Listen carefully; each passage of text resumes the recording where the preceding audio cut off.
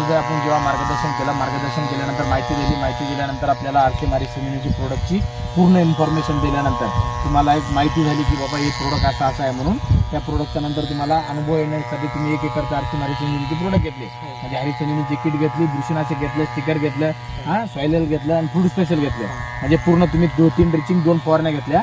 आणि आजच्या तारखेला जे आपण आलो 25 ऑगस्ट 2025 ला पाहायला आलो. तर ह्या हळदीची लागवड जी आहे तुमची जवळपास 20 ते 25 तारखेच्या मधातली 20 जून ते 25 जूनच्या मधातली तारखेची लागवड आहे का नाही. तर पूर्ण टोटल आपलं नाव काय भैया? संतोष पुंजाराव काजगुंडे, राहणार नागझरी, तालुका औंढा नागनाथ, जिल्हा हिंगोली. तर आपण आरसी मारी संजीवनीचे प्रोडक्ट वापरण्याच्या अगोदर हळद अगोदर तुम्ही लागवड केली होती आणि आपण नंतर आलो होतो. तर हळद लागवड करण्याच्या अगोदर तुमची आपले प्रोडक्ट वापरलेले नव्हते. तर ड्रिचिंग करण्याच्या अगोदर या हळदीची काय कंडिशन होती आणि ड्रिचिंग केल्यानंतर काय आपल्याला रिझल्ट दिसला? आपल्याला शक्ती बरोबर नव्हती, हा शक्ती बरोबर नव्हती, पिवळटपणा होता, सोनखडीमुळे पिवळटपणा होता, उगवण शक्ती होईना गेली, जर्मिनेशन होईना गेलं, लवकर तासुटी लागायला गेली. तर ड्रिचिंग केल्यानंतर तुम्हाला जी हे लवकर उगवण शक्ती झाली, जर्मिनेशन लवकर झालं, वाढ लवकर झालं ऑलरेडी, बरोबर आहे. आणि आजच्या तारखेला जी हे पूर्ण टोटल प्लॅनचा 4 कोपरे जे आहेत आपले एकसारखे आहेत. कोणीकडे बी पहा, हालाकी चुनखडीचं रान आहे, कुठं चुनखडी कुठं काळी, म्हणजे एक पट्टा नाही, सारखा नाही. सारखा पट्टा नसल्यानंतर बी आपल्याला कोणत्याच कानाकोपऱ्याला पिवळं दिसणं, पूर्ण एकसारखं दिसायले. आणि एकदम पलीकडचे जे तास आपण सोडलेले आहेत खाली दिसायलेत ते न वापरलेले प्लॅन आहे, ते न वापरलेले. ते वापरलेल्या जागी आपल्याला पानाची जाडी चांगली दिसायली, हिरवं पण जास्ती दिसायले, पानाची रुंदी जास्ती दिसायली, वाढ चांगली दिसायली, आणि विशेष म्हणजे फुटवे पण करणं चालू झाले. हे बघा, हे पूर्ण फुटवे पण निघणं चालू झालेले आहे का नाही.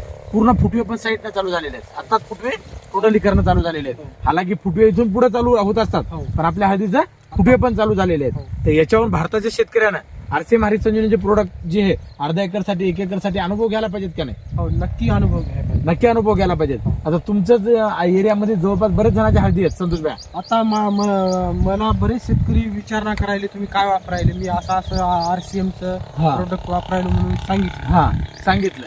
पूर्ण टोटल आता त्या कोपऱ्याला पण हळद दिसायली, त्या आंब्याखाली पण, इथं पण हळद दिसायली, इथं दिसायली, आजूबाजूला सगळीकडे दिसायली. हालाकी तुमच्या अगोदर काही जणांच्या हळदी लागवडी अगोदर आहे का नाही, आपल्या सोबतची आहे, पण त्या हळदीमध्ये तुम्हीच बघितलं, आपण स्वतःच बघितलं. त्या हळदीमध्ये आणि या हळदीमध्ये वाढीमध्ये जमीन आसमानाचा फरक आहे, पिवळसर आहे, वाढ नाही त्याची क्वालिटी, म्हणजे आपल्या प्लॅनचं जे सगळे गुण एकसारखं आहे पूर्ण टोटली, आहे का नाही. आणि विशेष म्हणजे जे आपण रासायनिक पण जास्ती वापरला का आतापर्यंत? कमी, पूर्ण एकदम कमी.